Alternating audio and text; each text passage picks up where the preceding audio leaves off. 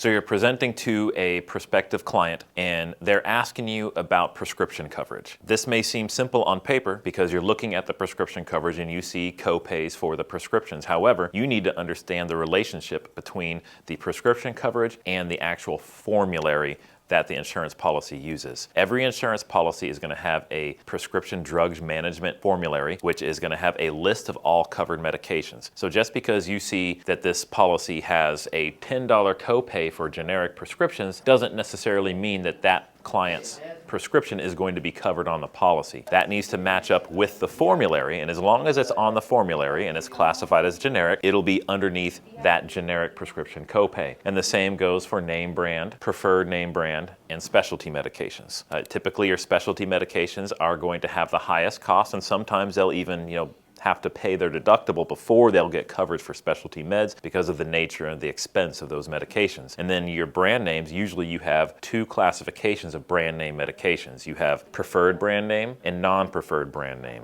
Your brand names that are preferred are going to have a lower copay, and your brand names that are non-preferred, or your tier 3s, those are going to have a higher copay. But again, just because they have co-pays listed on the insurance policy doesn't necessarily mean that your potential client's prescriptions are going to be covered on that insurance policy.